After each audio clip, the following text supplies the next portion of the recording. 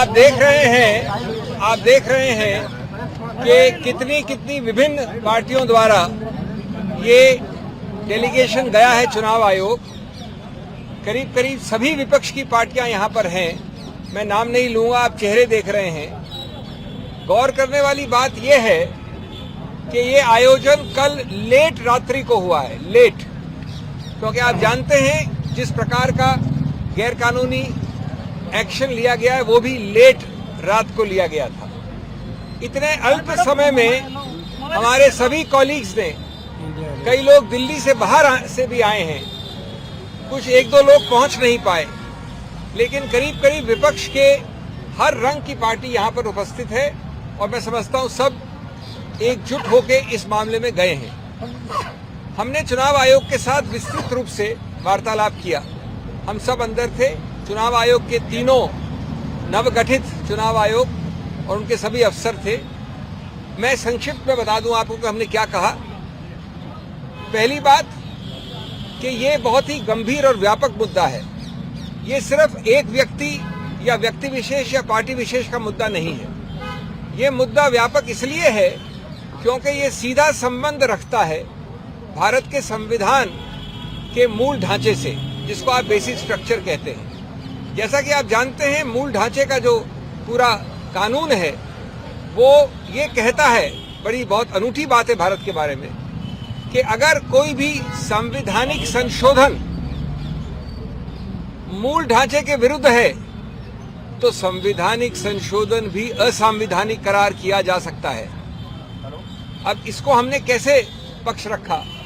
जब आप इस प्रकार की चुनाव के लिए जो एक समतल जमीन आवश्यक है, अति आवश्यक है, अनिवार्य है, समतल जमीन, उस समतल जमीन को आप बदल देते हैं, उसको समतल नहीं रहने देते हैं दुरुपयोग करके एजेंसीज द्वारा, तो उसका सीधा दुष्प्रभाव पड़ता है स्वतंत्र निष्पक्ष चुनाव पर, फ्री एंड फेयर इलेक्शंस।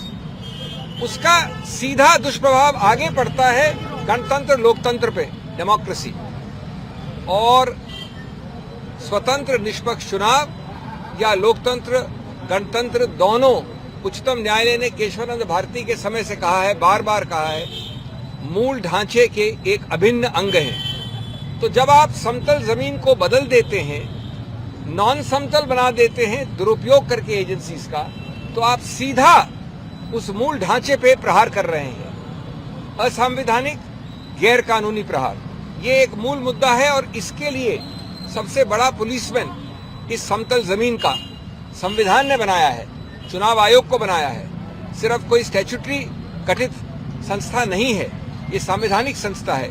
तो हमने उनको उनके उत्तरदायित्व की याद दिलाई और कहा कि आप बेझिझक होकर इस मामले में हस्तक्षेप करें।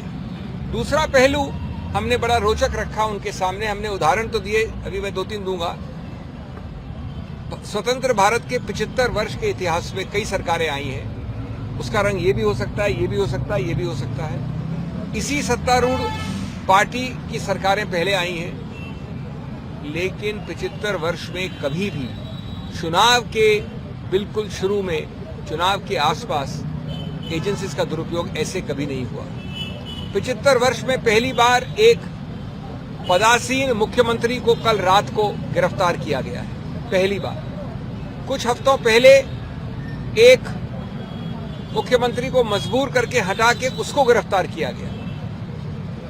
विपक्ष की बहुत बड़ी पार्टी, 125 साल से ज्यादा पुरानी पार्टी कांग्रेस के 94, 95, 96 के अकाउंट्स के विषय में 150 करोड़ से ज्यादा फ्रीज हुआ है। हमारे माननीय कांग्रेस अध्यक्ष, पूर्व कांग्रेस अध्यक्षा, सबने अभी आपके समक्ष 2 दिन पहले इस पर प्रेस कॉन्फ्रेंस भी की है।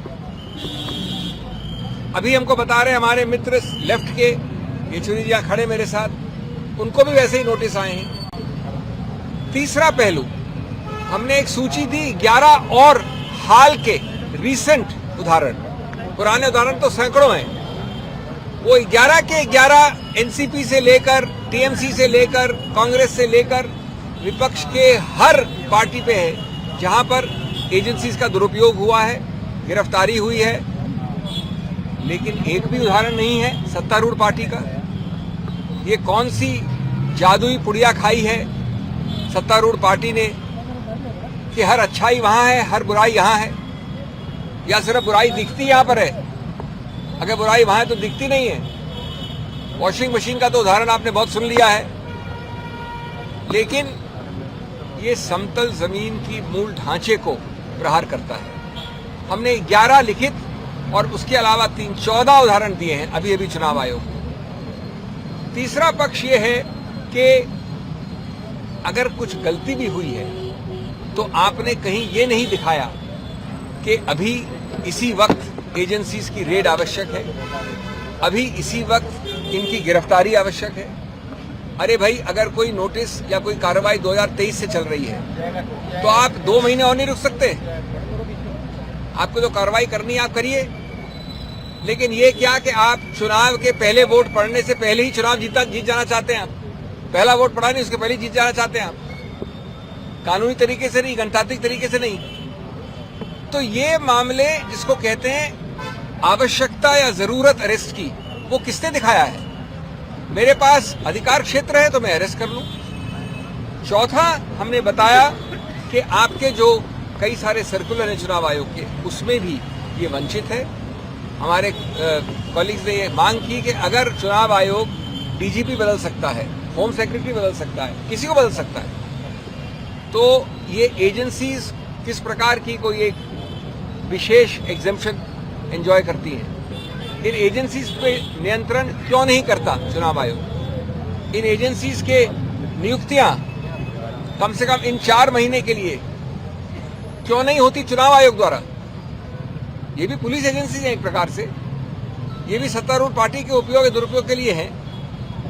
तो इसलिए ये मुद्दे बहुत ही मूल मुद्दे हैं, और हम ये कहेंगे कि हर प्रकार का अनड्यू इन्फ्लुएंस का आपका कानून है, सर्कुलर है, आप उसको सिर्फ शब्द नहीं रखिए, आप उसका इस्तेमाल करिए। नहीं तो ये चुनाव आयोग एक सिर्फ एक सजाने के लिए कोई संस्था नहीं होनी चाहिए। ये हमारा पुलिसमैन है गणतंत्र के लिए।